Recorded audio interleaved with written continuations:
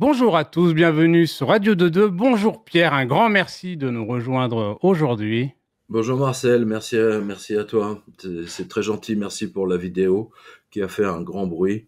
Hein, voilà, donc ça a déclenché la révolte l'indignation, plus exactement des Français, des internautes, des spectateurs, des lecteurs, et c'est absolument colossal. Donc, je le redis à nouveau, ce sont nos spectateurs, nos lecteurs, qui sont ma protection maintenant. Voilà. C'est tout à fait, tout à fait. Donc, Pierre, tu es journaliste indépendant, auteur et éditeur, une voix reconnue pour tes enquêtes incisives sur le système bancaire et tes critiques sans compromis du pouvoir.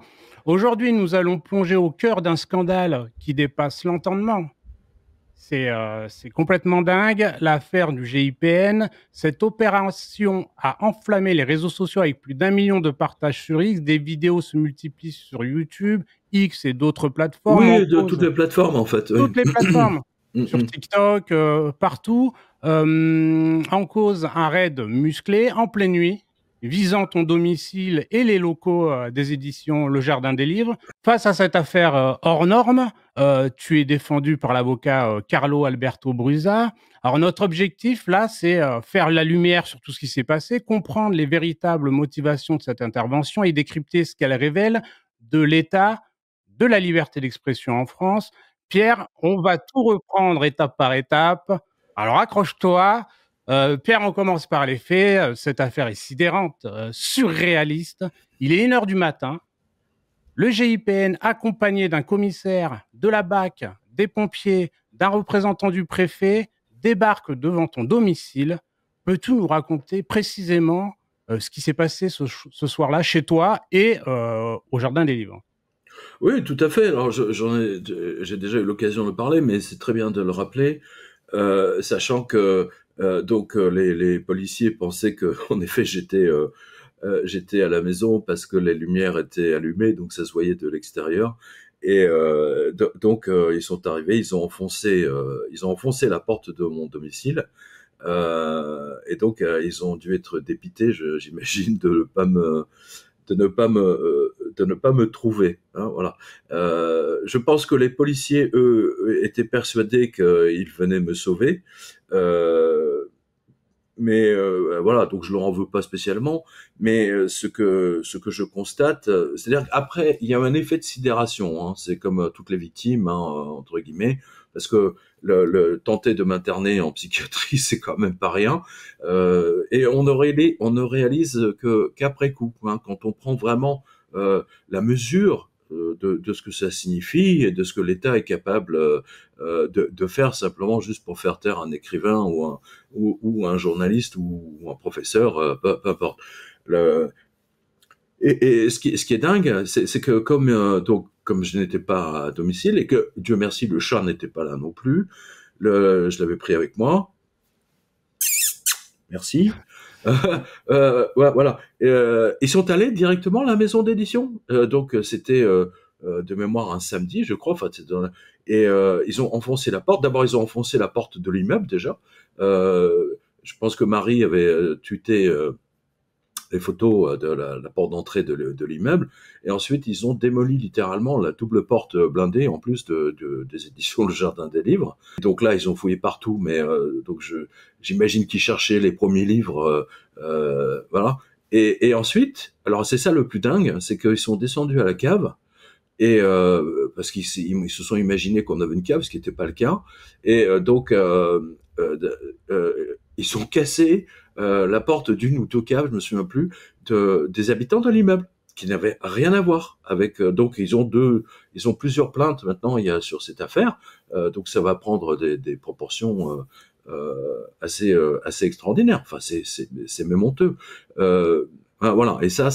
Et toute cette opération en fait sans comment dire un truc qui a été bouclé à la seconde. Hein, c'est après un coup de colère de quelqu'un à l'Élysée et qui on va lui envoyer le GPN, on va l'interner. Oui, parce que là, ça évite la perquisition à 6 heures du matin. Hein, s'ils avaient Oui, parce porté que plainte, ça se fait à 1 heure du matin, en fait. Oui, parce que là, les histoires de santé ou de suicide, je sais pas quoi, enfin bon, et même on a des milliers de cas dessus. Je veux dire, il n'y a pas le GIPN ou le RAID, hein, parce qu'il y a plusieurs aigrefins qui disent oui, le GIPN a été dissous en 2019. Oui, t'as raison. Les hommes, eux, n'ont pas été dissous. Hein, c'est juste une autre unité qui porte Oui, un c'est autre nom et qui une autre d'ailleurs a été appellation. regroupée. Voilà, dans le. Alors, je crois que ça c'est le RAID, RAID, avec le GIPN. Mais peu importe, c'est la même C'est la même chose. chose. Oui, oui, oui. Voilà. Euh, Alors, de- donc faire intervenir le GIPN, maintenant j'ai de plus en plus de témoignages hein, de la part des internautes, etc. Il y a quand même pas mal de gens qui ont vécu des tentatives de suicide de leurs voisins ou de leurs amis, etc. C'est pas pour autant que le non, GIPN est intervenu. Hein. non. Voilà. Et c'est pas pour autant d'ailleurs qu'il y a eu tout un déploiement de police. Au mieux des cas, c'était un camion de pompiers ou éventuellement la police ou les deux. Voilà, c'est le maximum. Oui, oui, Voilà. ni des représentants du préfet ou des choses comme ça. C'est Voilà, juste. et un ami gendarme m'a expliqué effectivement que la procédure pour un internement d'office, il faut des autorités bien D'accord. particulières.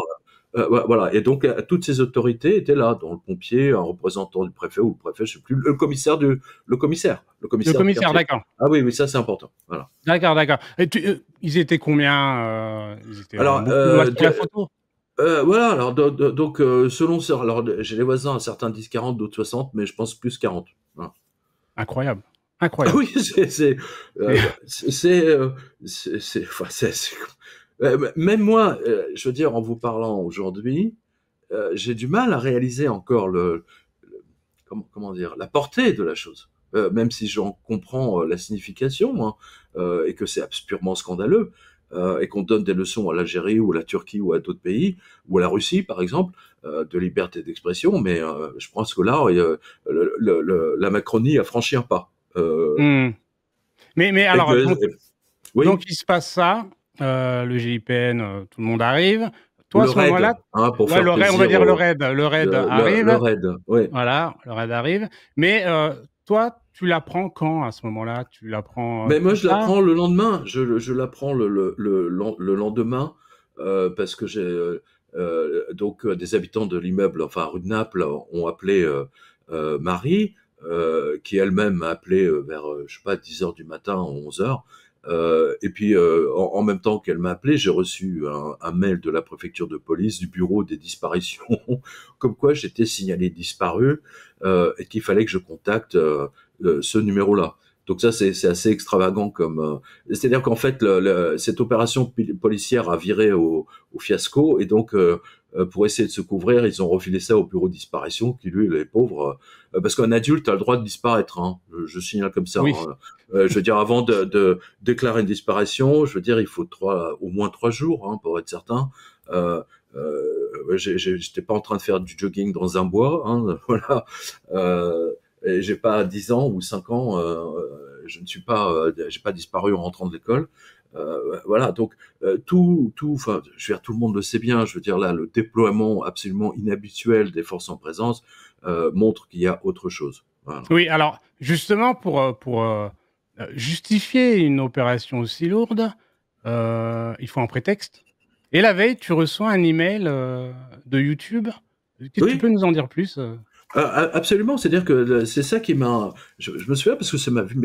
Je dis mais qu'est-ce que c'est que ce truc J'étais devant mon ordi, il était 22. Je vais te l'envoyer vers 22h30 ou quelque chose. Peu importe l'heure.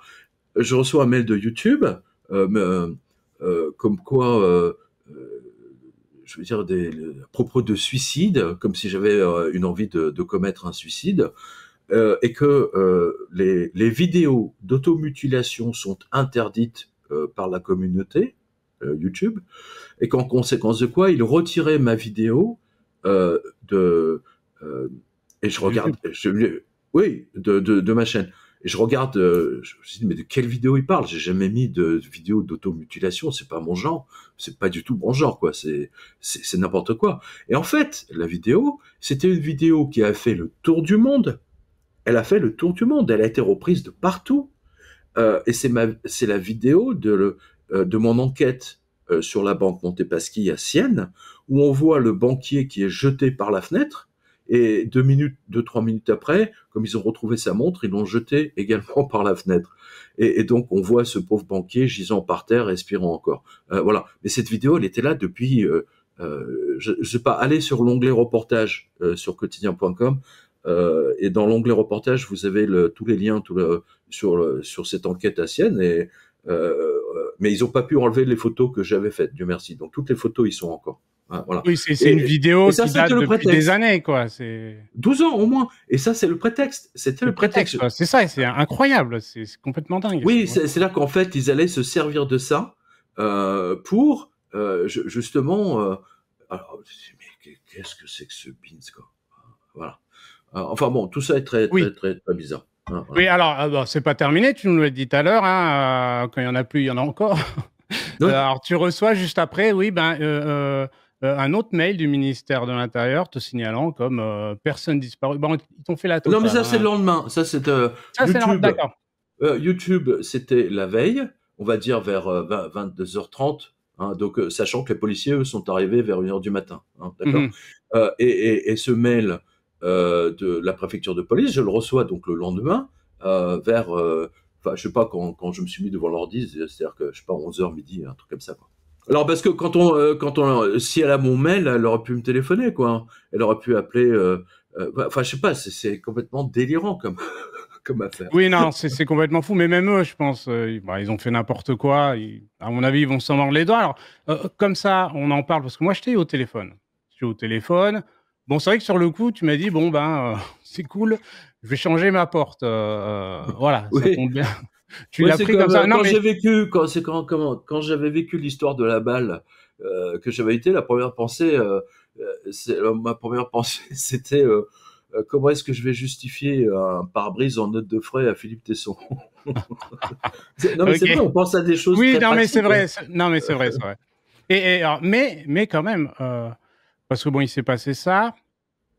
Tu as quand même contacté des gens, des personnalités ou pas d'ailleurs, pour les prévenir que tu n'étais pas suicidaire.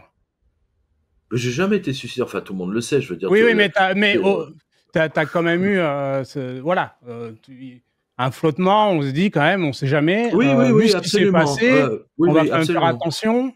Oui, absolument, c'est ce que j'ai fait, oui. Parce que je me suis dit, tiens, il pourrait essayer de recommencer, quoi. Oui. Voilà, moi j'ai jamais eu envie, ça m'a jamais intéressé. D'autant que j'ai été très marqué dans mon enfance par. Moi j'ai vu ça tout à fait par hasard, j'avais 5 ans. C'était une voisine, la pauvre, c'était une jeune femme que je connaissais bien, qui me donnait plein de jouets, bon, peu importe. Et elle s'était pendue, la pauvre. Et quand tu vois ça à 5 ans, t'as pas envie de te suicider, quoi. C'est clair. Ça marque. Ça marque. Et puis ça n'a jamais été mon truc, j'ai jamais été dépressif. Voilà.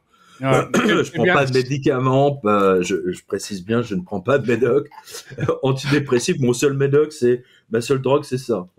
Mais c'est bien de le préciser, Donc, on va revenir sur les motivations, mais avant, petite précision. Comme tu l'as dit, Pierre, la BAC, le RAID, le RAID, GIGN, ouais. ils font leur boulot, ils reçoivent des ordres, pensent qu'il y a un problème et agissent, quoi. Le souci, c'est les donneurs d'ordre. Donc sur ça, on est d'accord. La BAC, tout ça. Alors pourquoi je dis ça? Parce que je vois sur les commentaires où on traite la BAC, les pompiers, de collabos, de non, mais je précise que comment dire, ces fonctionnaires pensaient sérieusement sauver ma vie. Voilà. Donc je ne leur en veux pas. Je précise à nouveau et que je ne mets pas en cause le ministre de l'Intérieur parce que c'est un coup qui vient évidemment pour moi de l'Élysée.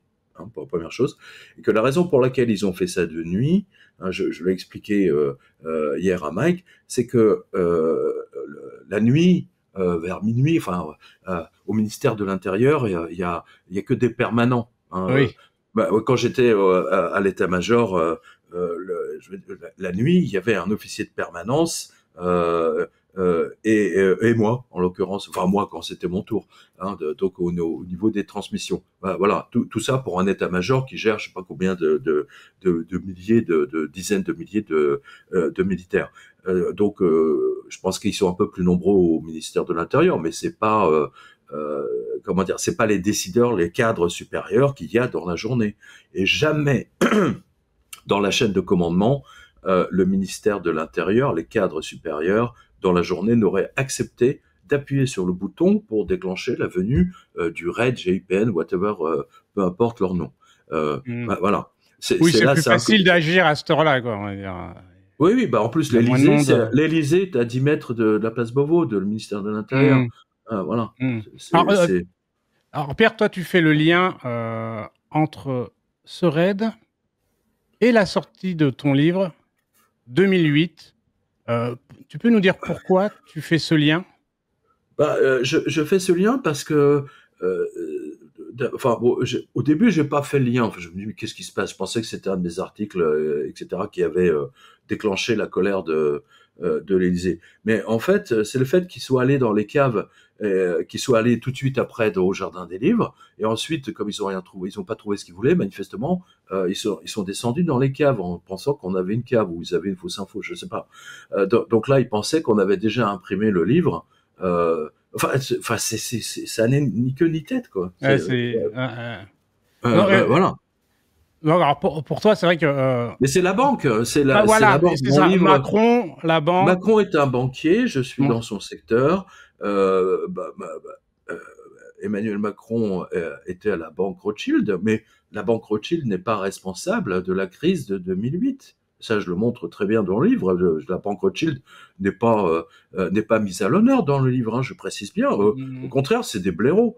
Parce qu'ils ont acheté du Madoff, ces bandes de crétins, pour vous dire, qu'ils font même plus le boulot, là, la Rothschild, tu vois, c'est des nazes. Je veux dire, là, pour avoir écrit sur 2008 et pour suivre la crise bancaire, moi, je veux dire, là, les Rothschild sont out, ils sont hors de cause. En revanche, dans le Covid, ils sont certainement présents. J'en sais rien. J'ai pas. Il faut demander ça à Philippe Aymar. Je crois d'ailleurs il en parle dans ses livres puisque les Rothschild effectivement participaient à la réunion qui a été organisée longtemps avant sur des histoires de dépopulation. Mais là, c'est pas vraiment mon sujet, quoi. C'est pas le sujet du livre en tout cas. C'est clair. Mais pour toi, enfin, en tout cas pour moi, je l'avais dit en vidéo. Le but, c'était l'internement en psychiatrie. Oui, ça, j'en suis. C'est même pas. Je suis convaincu. C'est une certitude à 100%, bien sûr. Parce que je l'ai répété, je le répète, ça évite une plainte en diffamation de la part de Macron ou de Brigitte ou de je sais pas qui de l'Élysée, ce qui aurait posé un cadre légal. Donc à ce moment-là, le GIPN ou le RAID serait arrivé à 6 heures du matin. Or, dès qu'on met ça au niveau de la santé, on court-circuite, et c'est exactement ce qu'ils ont fait avec le Covid, il faut le rappeler. C'est-à-dire qu'ils ont court-circuité la totalité des lois pour sauver le monde, sauver la population, il faut vaccinez-vous, etc. On voit les effets secondaires, enfin bon, c'est un autre sujet, mais là, toutes les personnes que ça intéresse, je les renvoie aux 2 livres de Philippe Aymar qui avait grillé toute la presse anglaise et américaine sur le sujet. Les Américains, ils sont arrivés 4 ans après lui. Oui, parce que c'est vrai j'ai regardé un peu, je me suis un peu intéressé, et c'est vrai qu'il y a 2 possibilités, soit l'hospitalisation à la demande d'un tiers. Non, mais il n'y a pas eu de demande d'un tiers. Mais il n'y a pas de demande d'un tiers, justement. Oui, ben justement, et soit l'hospitalisation d'office. Ça veut dire qu'on n'a pas du tout besoin d'un tiers, ça veut dire que c'est le gouvernement. Oui, mais pour ça, il faut être armé d'un fusil, ou comme ce magistrat, ou comme des fois des dingues qui se mettent à poignarder des gens dans la rue. Voilà, mais on est complètement loin de tout ça. Mais ça arrive d'interner des gens. Il y a eu cette histoire avec Jean-Louis Cacomo, qui est passé d'ailleurs, qui a témoigné sur TVL, qui a été interné pendant 3 ans. Et puis finalement, on s'est rendu compte qu'il était sain d'esprit et on lui a refilé 7000 balles pour 3 ans. Donc, c'est des choses qui arrivent. C'est pourquoi il faut faire attention. Mais voilà, mais on voit bien que ce livre touche un air sensible, mais cette affaire ne sort pas de nulle part, elle s'inscrit dans un contexte plus large où d'autres voix critiques sont visées. On voit, il y a plein d'événements en France et ailleurs qui donnent l'impression que l'ordre établi est prêt à tout pour garder le contrôle. On a vu la garde à vue d'Alexandre Juvin Brunet poursuivi par l'Observatoire juif de France pour tentative d'injure.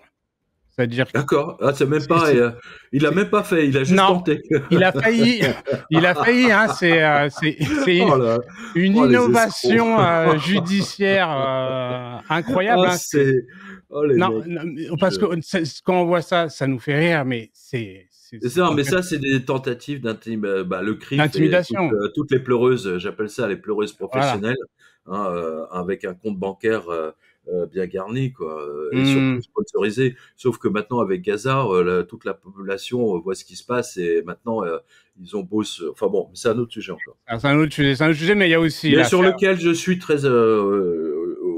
à laquelle je suis très très attaché, comme vous pouvez le voir Oui. sur mon fil X. Hmm. Mais après, il y a eu aussi l'affaire Brigitte Macron. Tu en as parlé hier soir sur GPTV, qu'on salue d'ailleurs. Vincent Renoir. Dieudonné, qui a déposé plainte il n'y a pas longtemps pour injure, qui a été insulté de singe par un soldat franco-israélien. Comme La d'hab, plainte a été classée sans suite. bien sûr.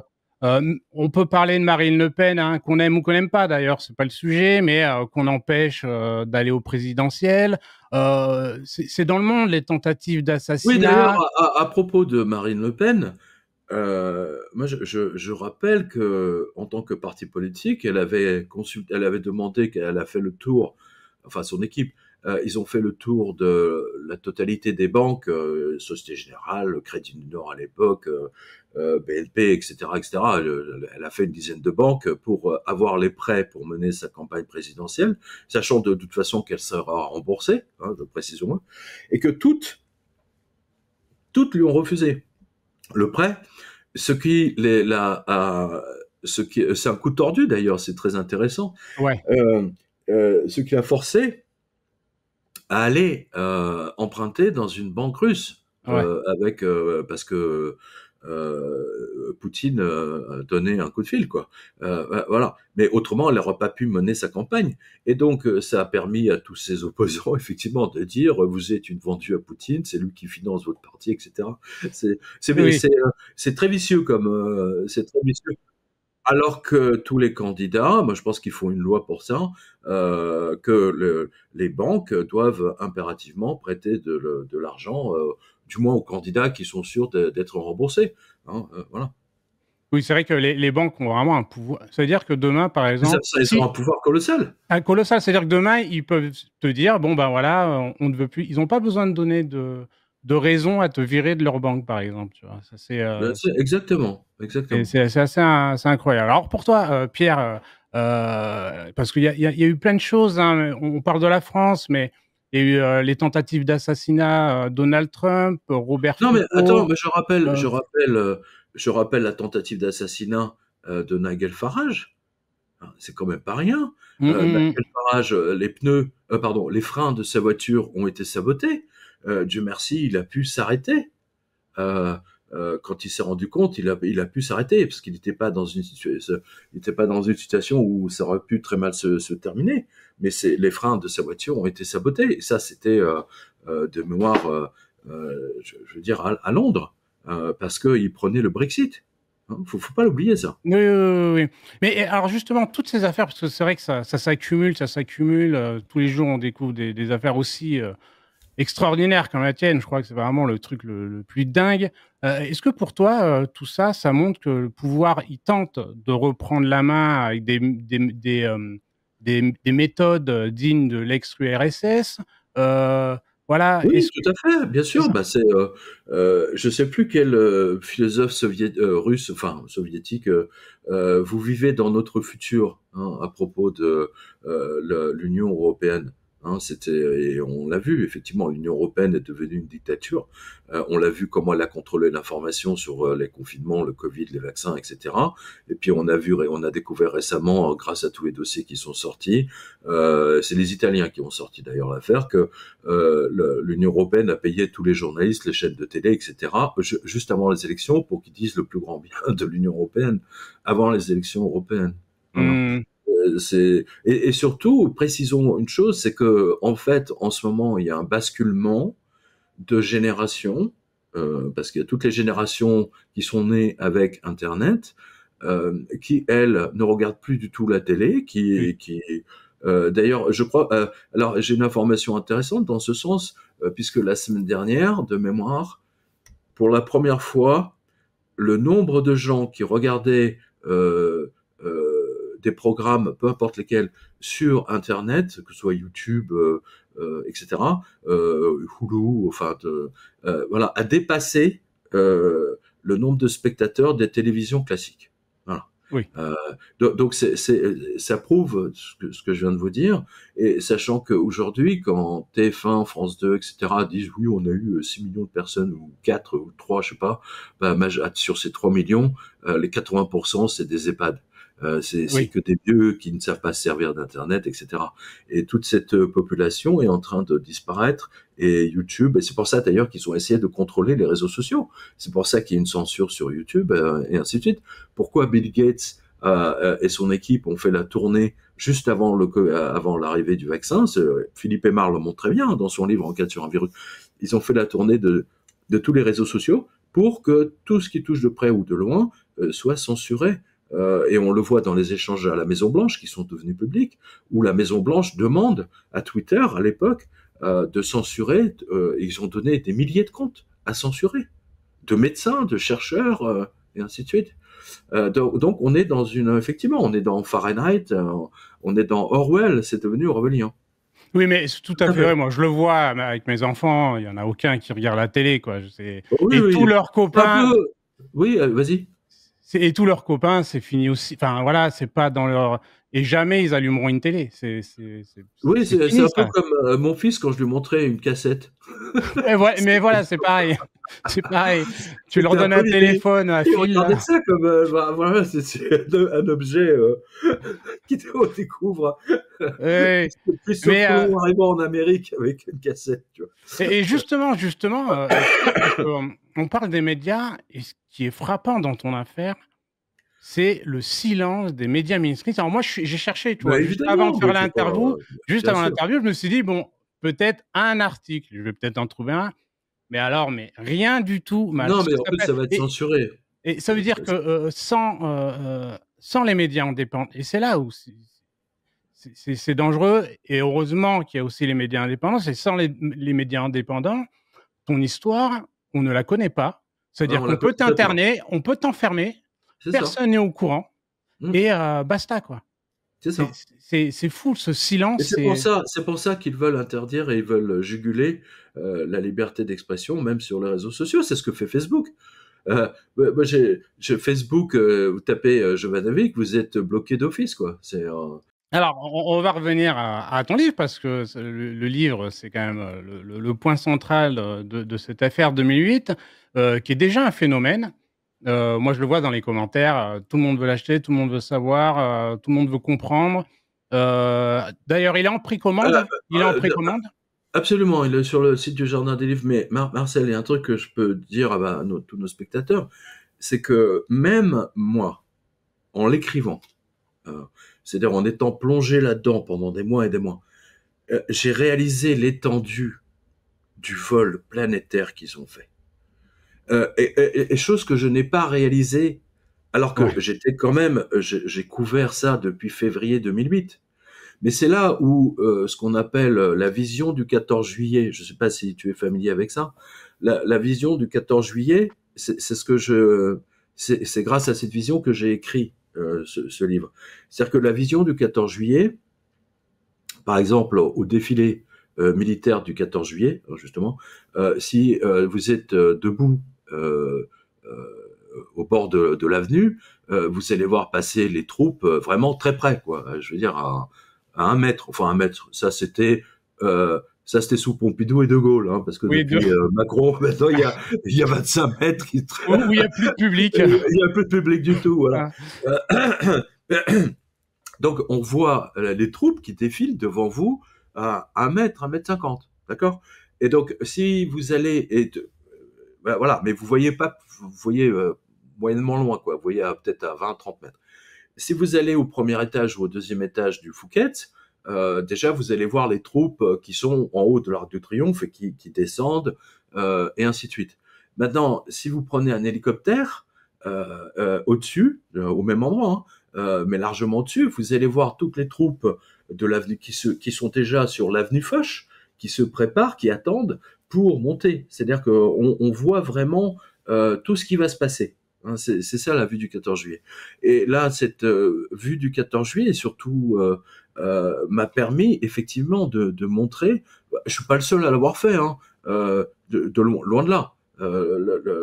Mais c'est une approche nouvelle parce que j'ai réussi à montrer, comment dire, à remonter en arrière, à montrer vraiment comment ça a démarré et comment les autorités et les banquiers américains se sont lancés dans la plus grande escroquerie et qu'ils savaient pertinemment qu'ils faisaient une escroquerie et soutenus par les banques européennes, dont les françaises. Hein, voilà. Mmh.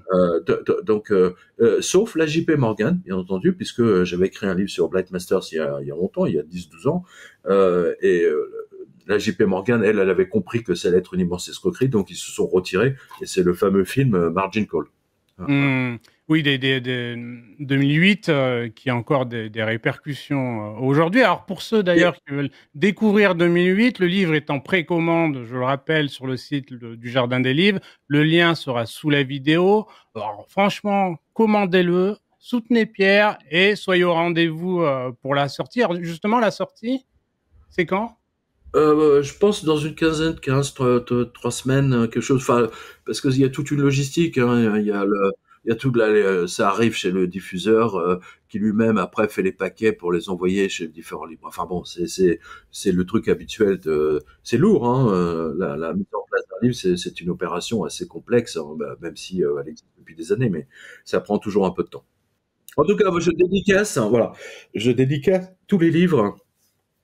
Je dédicacerai pour remercier tous nos auditeurs qui m'ont soutenu, qui m'ont apporté. Vous savez que j'ai beaucoup d'auditeurs et d'auditrices qui prient pour moi en ce moment. Ça, ça me touche encore plus. Voilà. Et donc, je dédicacerai les livres pour tous ceux qui le commentent là sur le site du jardin. Voilà. Alors, cette affaire, Pierre, elle montre beaucoup de choses, un contraste. Alors moi, ce qui m'a marqué, quand j'y repense, quand je vois ce qui s'est passé avec le raid, c'est quand l'Élysée déroule le tapis rouge pour des figures largement contestées. Alors, au moment de cette affaire, c'est ça qui est dingue, c'est qu'il y a un événement qui a choqué beaucoup de monde. Emmanuel Macron recevait à l'Élysée Mohamed Al-Joulani, nouveau président terroriste syrien, mais surtout Bien connu. connu comme le fondateur du Front al-Nosra, lié à Al-Qaïda. Qu'est-ce que ça te fait, toi, de savoir qu'il y a des gens, la Mais ça, BAC, c'est comme s'il avait retenu c'est comme s'il avait reçu Netanyahou, quoi, alors qu'il était en train de commettre et qu'il est en train de commettre un génocide à Gaza, un véritable pogrom. Donc, j'arrive pas. Enfin, de toute façon, personne ne comprend Macron, hein, vous le savez bien. oui, Oui, un jour, non, l'autre. Il change d'avis tous les 15 jours. Voilà, on l'a vu encore lors de son débat hier. J'ai vu les commentaires, c'était assez étonnant. Mais non, mais ce qui revient le plus souvent dans tous ceux et celles qui m'ont écrit et qui ont écrit des commentaires sur X ou TikTok ou Instagram, etc., c'est que ils envoient le raid GIPN chez Jovanovic, alors que il y a plein de places de deal de drogue qui sont en place publique et jamais la police n'y va pour les arrêter. C'est ça qui est dingue. C'est ce qui revient le plus souvent mmh. dans les commentaires. Les gens c'est pour ça ils sont révulsés, ils sont estomaqués, écœurés. Voilà. Et, Euh, et puis j'ai envie de dire, quelle erreur, parce que faire ça, envoyer des gens chez un écrivain, à ce moment-là, il peut très bien se passer vraiment un acte terroriste de l'autre côté de Paris, sauf que les mecs sont chez toi. Ouais, au Bataclan, Manuel Valls a quand même attendu un certain temps Oui, avant d'envoyer la police, je rappelle. Hein. oui, parce qu'ils voulaient Hein. rentrer les gars, Ma- mais Manuel Valls, exactement. Manuel Valls, enfin bon, passons, c'est une autre histoire, mais c'est autre chose. Mais voilà, c'est énormément d'erreurs, c'est très très grave. Je pense que tout le monde l'a compris. Justement, est-ce que ton avocat, il y a des avancées, il y a voilà, Euh, des Ah pistes, bah, tout à fait, là, il a envoyé parce que là, on va demander des comptes à l'État, effectivement, ça va de soi, aux assurances, bien entendu, parce qu'il y a maintenant des histoires d'assurance sur les portes. La porte du jardin des livres, c'était une grande, grande double porte blindée, vous imaginez les dégâts. Mmh. Moi, je posterai des photos là de la porte parce qu'il y a des gens qui n'y croient pas, quoi. Enfin bon, on s'en fout de ces gens-là. Non, De toute mais façon, on mettra tout en image. même si le Christ apparaissait demain en lévitation au-dessus de l'Arc de Triomphe, ouais, non, non, mais c'est une appareil, c'est des effets laser. Mais c'est une minorité de gens. La plupart des Oui, gens, oui, oui, vraiment, c'est 1%. C'est un c'est vraiment, mais et 0,5%. encore, et encore. Ouais, ouais. Et encore. D'ailleurs, tu as un message, parce que tu as reçu des soutiens de partout. Enfin, c'est complètement dingue, hein, ce qui s'est passé. Même de Pierre Hillard que je Même de Pierre remercie. Hillard. OK, Voilà, cool. avec lequel on a eu un petit échange il y Ouais, a à peu ouais. près 3-4 mois à propos de je ne sais plus quel Lubavitch. Enfin voilà. Oui, Euh, oui. Mais du coup, alors pour les Alors gens qui juste nous pour, regardent, je précise pour un petit message pour Pierre Hillard. Voilà, donc là c'est pas un truc Lubavitch. Voilà. Lubavitch. Voilà, ça tient ma petite pochette. Merci à toi Pierre. Et merci à Bernard Monod et merci à tous les grands écrivains, philosophes, etc. Qui ont écrit sur cette affaire parce que mais il y a une répercussion, hein, maintenant je veux dire, en Turquie, ils sont en train de préparer une émission. Je dois donner d'autres interviews à l'étranger parce que les gens sont choqués quand même, hein. La France, c'est le pays de la littérature, de la liberté. Tu veux dire, c'est des interviews en rapport avec ce qui s'est passé? Oui, absolument. D'accord. Oui, parce que c'est choquant. C'est choquant pour tout le monde. Oui, c'est ça, c'est que la France, souvent, elle donne, on le voit bien avec l'Algérie, elle donne des leçons, et en même temps, À il se passe Poutine, ça, et les on médias donne n'en des parlent leçons à pas. Poutine. Voilà. Donc, en gros, ce que tu nous dis, c'est soit les médias indépendants en parlent, soit les médias étrangers, et non les médias français, quoi. Exactement. C'est, Voilà. Les médias en français n'en parlons pas. Bah, comme les médias français, de toute façon, on le sait. De toute façon, ce que j'ai vu, c'est que il s'est passé quelque chose en 2008 justement après la crise, c'est-à-dire que les banquiers ont réalisé que là ils allaient passer un très mauvais quart d'heure avec les médias et donc ils se sont mis à racheter les médias, la presse écrite notamment. Le meilleur exemple, j'en parle souvent, mais là c'est encore plus visible à la lueur du livre 2008, c'est que le Crédit Mutuel, qui se cache sous le nom d'une compagnie qui s'appelle Ebra ou Zebra, je sais plus, Ebra, je crois, Ebra, a racheté la moitié de la presse régionale quotidienne en 2000. Ça a commencé en 2008, 2009, pardon, 2009. Je rappelle que la crise 2008, là où ça a explosé, c'était fin septembre. Donc, octobre, novembre, décembre, déjà, on était en 2009. Et c'est à partir de 2009 que les banques ont commencé à racheter les médias, les journaux. C'est pour contrôler le message. Hein, voilà. ouais, donc, ce Pourquoi sera. pourquoi le baron de Rothschild a racheté Libération à l'époque? Mm, Voilà. mm. Donc, oui, ces médias vont pas parler de ton livre 2008, forcément, j'imagine. Oui, mais on n'a Encore, pas besoin d'eux. De toute encore. façon, Oui, ça c'est ne ça, veut rien c'est dire. ça qui est intéressant, c'est qu'on n'a plus besoin des médias Non, mais il y a une mainstream. rupture. Je veux dire, il y a une rupture. De toute façon, plus personne. Déjà, vous savez, les télévisions classiques ont été abîmées parce que avant, bon, tes parents ont connu ça, mais moi j'ai connu ça quand j'étais ado. Mais il y avait que 3 chaînes. Attends, pendant un temps, moi, je me souviens quand j'étais môme, il y avait 2 chaînes, la une et la deux. Moi, je me rappelle de 3. Après, il y a Voilà. eu Ensuite, ils ont rajouté. Ça a été l'événement en France. Ils ont rajouté FR3. Il y a eu ouais. 3 chaînes. Sauf que maintenant, tu vas sur ta box, t'as 800 chaînes. Donc, il y a enfin, bon, voilà, il y a un tel choix, puis surtout YouTube, Netflix, etc. Tout ça a pris le pas. Plus personne n'est esclave devant une télévision qu'on ne peut pas arrêter de regarder. Hein, alors que sur YouTube, machin, on fait sur pause et puis voilà. Ça offre une liberté que la télévision n'a jamais pu offrir. Mmh. Mais c'est vrai que la génération qui vient, moi je le vois avec mes enfants et leurs copains, ça n'a Oui, plus rien à voir. Et surtout, il y a des sujets, ben, on en parlait tout à l'heure sur Israël, Bon, bah, il y a toute une génération derrière. Nous, à côté, on est des gentils, hein. C'est-à-dire, ce qu'eux, c'est même pas la peine. Même aux États-Unis, hein, il y a eu un sondage il y a pas longtemps, ça commence à inquiéter beaucoup Israël, c'est que l'opinion s'est retournée et aujourd'hui, il y a, c'est Bah, un pourcentage très haut contre Israël. Ils ont une mauvaise opinion d'Israël. pendant 20 ans, Israël a pris le contrôle des médias. Enfin, là, en France, si le baron de Rothschild a acheté Libé, c'est pas par hasard. Hein, voilà.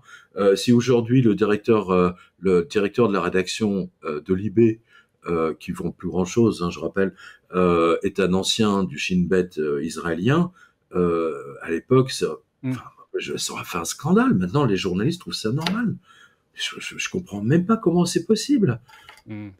Je veux dire, un citoyen étranger devrait être formellement interdit de prendre le contrôle d'un journal, quel qu'il soit, d'un autre pays. Moi, c'est l'exemple que je donne toujours. Robert Maxwell, pour acheter Fox News, il a renoncé à sa citoyenneté australienne et il est devenu américain. Alors que Monsieur Drahi, je le rappelle, je ne le rappellerai jamais assez, Oui, il a renoncé à sa nationalité française. française Ouais. pour devenir israélien, hein, précisons bien, Oui, oui, oui. et c'est comme ça qu'il rachète BFM. Voilà.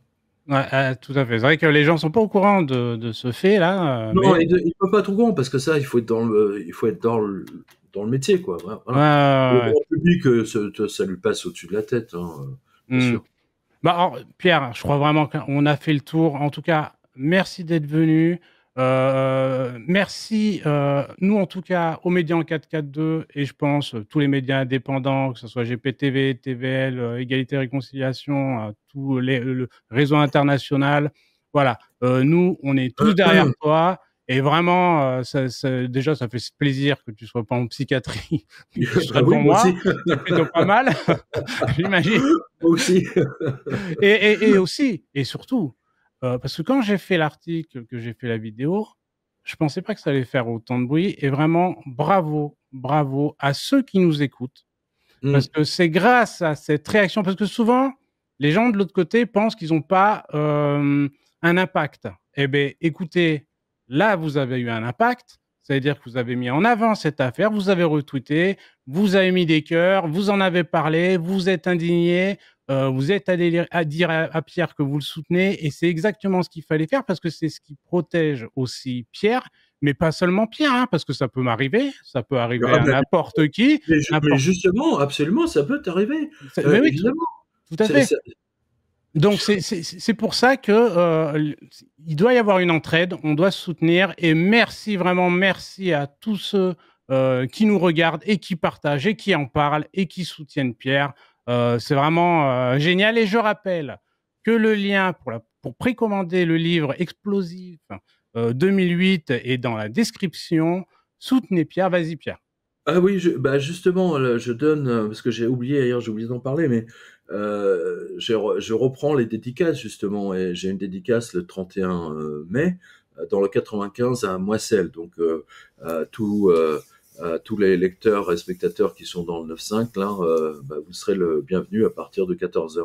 Vous avez toutes les infos des dédicaces. Je sais pas si tu pourras montrer Oui. l'image des dédicaces de toutes les villes, ça va être sympa. D'accord, on Oui, parce mettra le que lien. c'est là que je rencontre justement tes spectateurs, et tous les spectateurs de TVL, justement de Kate. J'ai énormément de félicitations. La dernière fois, enfin déjà, là, ça fait un an, systématiquement, je fais des dédicaces. J'ai des lectrices et des lecteurs qui viennent, qui me disent avec Kate, c'est formidable, j'adore son émission, etc. Vous êtes drôles tous les deux. Il y a une complicité entre vous deux. Il se passe quelque chose dans cette vidéo. Voilà. Donc, bah, je fais un bisou à Kate, tiens, j'en profite. Alors, avec Kate, justement, elle va te contacter hein, pour t'interviewer par rapport à ton livre. Et écoute, merci d'être venu, merci à nos auditeurs, et on se dit à très bientôt sur Radio 22. Allez, à ciao. Merci à vous tous. Merci. Merci Marcel. Si vous appréciez cette vidéo et souhaitez soutenir mon travail, vous pouvez faire un don sur Tipeee. Le lien est sous la vidéo. Chaque contribution, même petite, m'aide à continuer de créer du contenu de qualité. Un grand merci pour votre soutien.